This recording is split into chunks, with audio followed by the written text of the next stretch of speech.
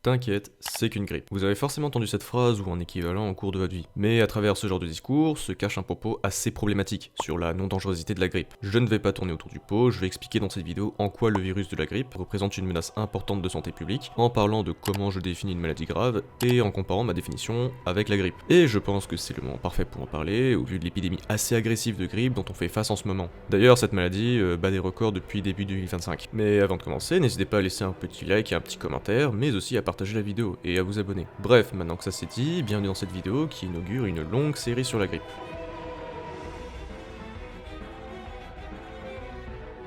Je vais définir ce qu'est une maladie grave sur la base des critères suivants. Le taux de létalité, même si je vais beaucoup nuancer, la maladie en elle-même, les séquelles et sa transmission. Bien évidemment, il n'y a pas que ça comme critère. Je peux rajouter comme par exemple l'adaptation. Mais je considère que c'est les plus importants à prendre en compte. Le reste, c'est du cas par cas avec leur spécificité. Le taux de létalité, c'est le point le plus mis en avant pour dire si oui ou non une maladie est grave. Et pourtant, c'est le moins essentiel à prendre en compte, tellement c'est facilement biaisable. Alors bien évidemment, ça reste important, mais uniquement baser le raisonnement là-dessus, c'est faux. Le taux de létalité d'une maladie dépend de beaucoup de facteurs, comme par exemple la connaissance de la maladie, car oui, c'est plus facile de traiter une maladie quand on la connaît, mais aussi de l'échantillon de personnes malades. C'est beaucoup plus pertinent de prendre en compte le nombre de morts quand ton échantillon de malades est élevé que faible. La stat sera plus précise. Autre point et pas des moindres, l'environnement. Si t'es dans un environnement où la prise en charge est facile et que les soins sont efficaces, il y a plus de chances de s'en tirer, qu'au contraire d'en crever. Typiquement, Ebola, une épidémie en France en 2014, dont le contexte est l'épidémie de 2013 en Guinée, sera rapidement endiguée contrairement à une épidémie en 1976, première apparition du virus pour rappel, au Congo. Mais une épidémie qui apparaîtrait en France en 2026 serait aussi rapidement endiguée, mais plus difficilement car il faut détecter la maladie, mais vu qu'elle n'est pas endémique en France et est difficilement détectable, les premiers symptômes sont non spécifiques, ça sera beaucoup plus compliqué. Même la peste noire est un bon exemple. Avant c'était un horrible fléau, mais maintenant qu'on connaît bien la maladie, elle est moins mortelle qu'avant,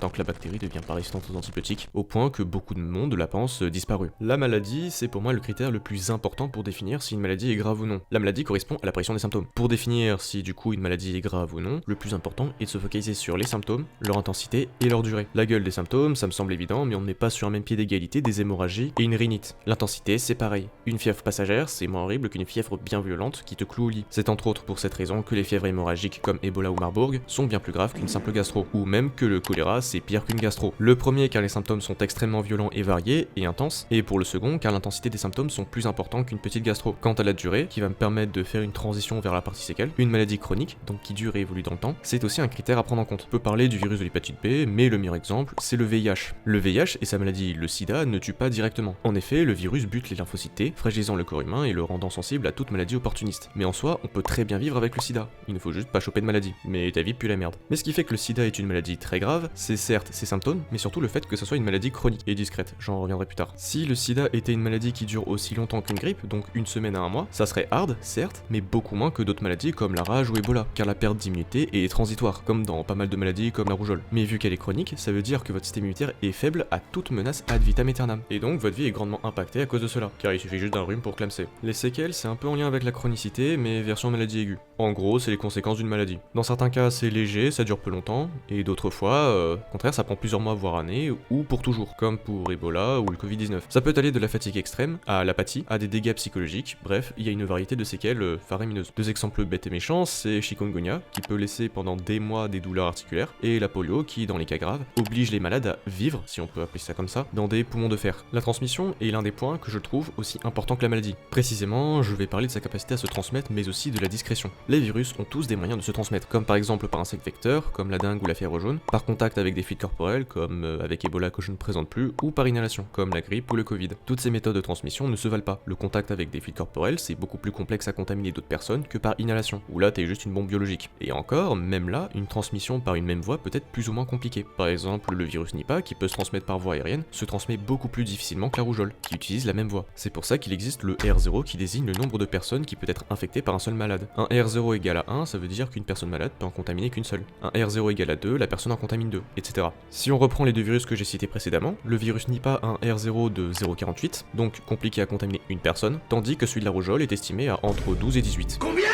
Donc la méthode de transmission et le R0 jouent un rôle important dans la définition d'une maladie grave, car une méthode de transmission bien optimisée pour se transmettre facilement et rapidement à un maximum de personnes peut entraîner un grave problème de santé publique. L'exemple de plusieurs pandémies comme celle du Covid ou de la grippe espagnole le démontre. Le nombre de cas malades était si élevé que les hôpitaux étaient débordés car plus de place pour accueillir de nouveaux patients, mais aussi pour s'en occuper, car pas assez de personnel. Et au vu de l'urgence sanitaire, ça privilégiait les malades plutôt que d'autres pathologies, comme lors du Covid. Quant à la discrétion, c'est la capacité au virus de se transmettre avant la détection de la maladie, autrement dit pendant la période d'incubation, ou par malade asymptomatique. Par chance, certains pathogènes ne peuvent se transmettre uniquement lors de l'apparition des symptômes, comme Ebola, mais d'autres, eux, peuvent se transmettre avant, comme le SARS-CoV-2, le VIH ou les influenza. Et le problème, c'est qu'en fait, on ne peut pas prendre de mesures efficaces, sans être liberticide, pour endiguer une épidémie. Quand un cas est détecté, on sait d'avance que c'est foutu, car l'individu a pu contaminer un certain nombre de personnes avant de déclarer la maladie. Et les personnes contaminées vont transmettre également le virus avant de déclarer la maladie, etc. Voilà pour moi ce qui me permet de définir si une maladie est grave ou non. Alors oui, forcément, c'est plus chiant à faire comprendre que dire ça tue beaucoup, mais le problème de résumer une maladie grave à ça, c'est que ça néglige certaines maladies graves ou au contraire diminue la gravité de certaines.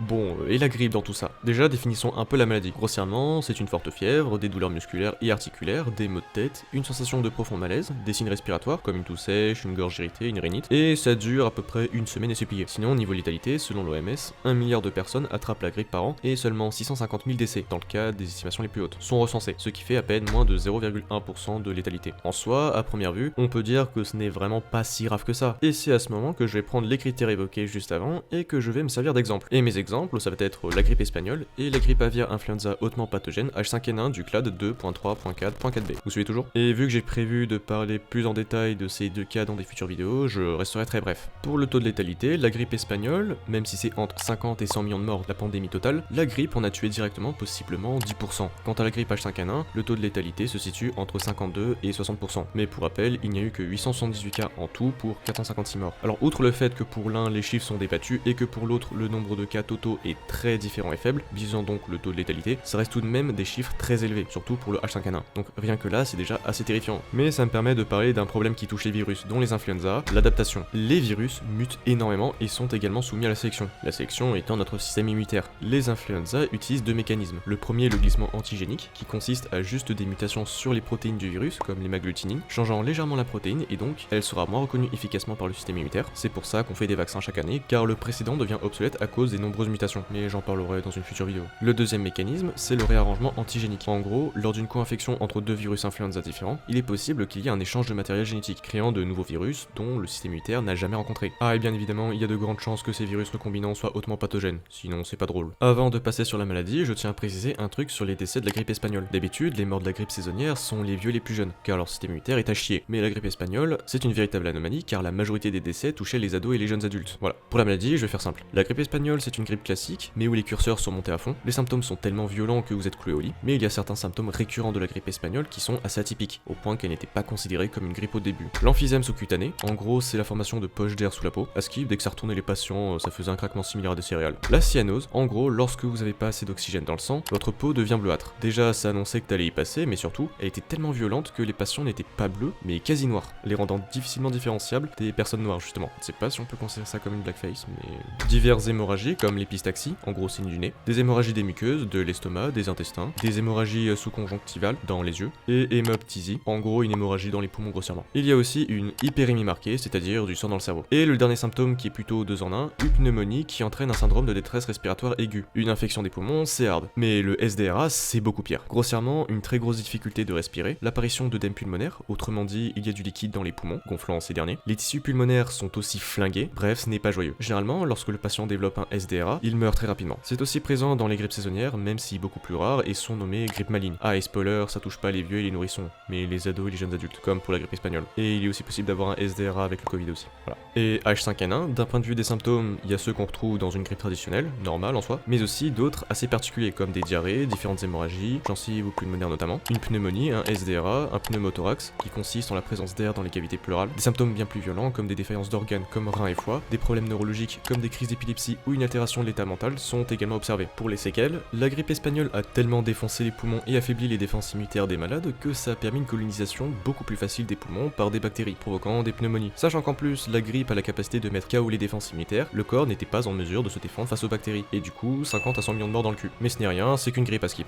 Ah, et H5N1, c'est la même chose. Et c'est pareil pour la grippe saisonnière aussi. Ce n'est pas pour rien qu'on prescrit aussi des antibiotiques en cas de grippe. Et la transmission, la grippe espagnole se propageait à une vitesse folle. Il y avait une maladie identifiée dans une zone, tu savais que c'était foutu. Le cas de Philadelphie est assez intéressant. Juste à cause d'un défi militaire, toute la ville s'est transformée en ville fantôme. Les hôpitaux étaient tous saturés, que plus de nouveaux cas étaient pris, les morgues étaient remplies de cadavres du sol au plafond, et la pénurie de cercueils faisait que déjà ça puait la mort dans les morgues, mais que les cadavres restaient plusieurs jours chez leur famille. Pareil pour les malades pas pris en charge dans les hôpitaux. Ça restait cloué au lit chez eux à cause de la maladie, et avec de la chance, Yael ne dormait pas avec un cadavre décédé depuis une semaine. Et H5N1, bah c'est tout l'inverse. On passe d'un virus qui se transmet ultra rapidement dans une population et très discrètement à un virus qui galère, mais galère méchamment à passer d'homme à homme. Il faut rester très longtemps avec une personne malade dans un milieu fermé pour possiblement contracter le virus. La méthode la plus efficace pour ce virus de se transmettre, c'est de manger des aliments infectés. Cependant, il n'est pas impossible que le virus accumule des mutations qui lui permettent de se transmettre d'homme à homme, comme la grippe espagnole. Heureusement, il perdra en létalité, parlerai plus en détail dans la vidéo dédiée. Mais dans le meilleur des cas, ça sera comme la grippe espagnole, donc une maladie extrêmement violente. Et dans le pire des cas, le virus conservera sa forte létalité, mais gagne la capacité de se transmettre aussi aisément que les autres virus de la grippe.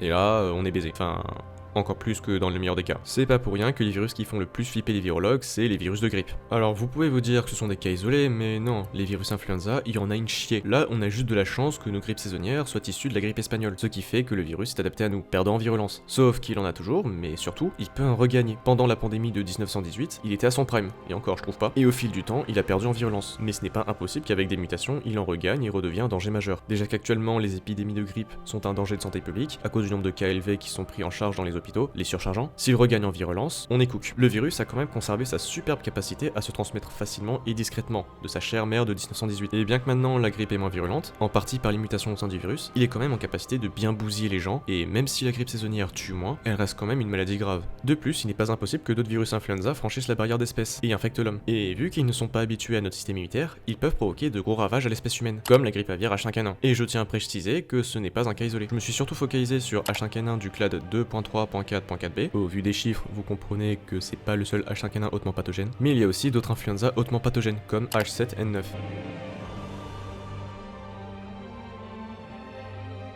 Alors, ça a l'air con, mais la vaccination annuelle est la meilleure solution pour prévenir contre la grippe. Il faut mettre en place de meilleures politiques de vaccination pour éviter de grosses épidémies de cette maladie de con. Ah, bon bah, comptez pas sur le RN.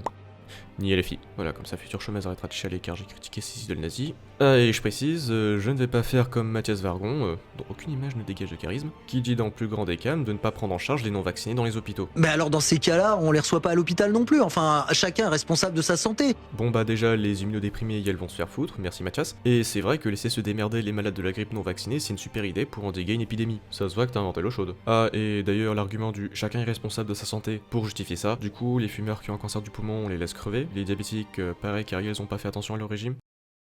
Voilà, merci d'avoir suivi cette vidéo, qui a été une galère à écrire, merci Maït envers Vargon. Ma conclusion va être un peu débile, mais en vrai, toutes les maladies sont graves. Bon ok, quasi toutes. Elles ont toutes leurs spécificités qui font qu'elles causent de sacrés problèmes de santé publique. Bien évidemment, j'essaie de définir efficacement et de hiérarchiser avec des critères qui me semblent les plus importants. Mais ça ne définit pas aucunement qu'une maladie qui ne coche pas ces critères n'est pas forcément grave. Bon, ok, pas toutes. Si la vidéo vous a plu, n'hésitez pas à me faire savoir en partageant la vidéo, en laissant un like, un petit commentaire et en vous abonnant, et je vous dis possiblement à une prochaine fois.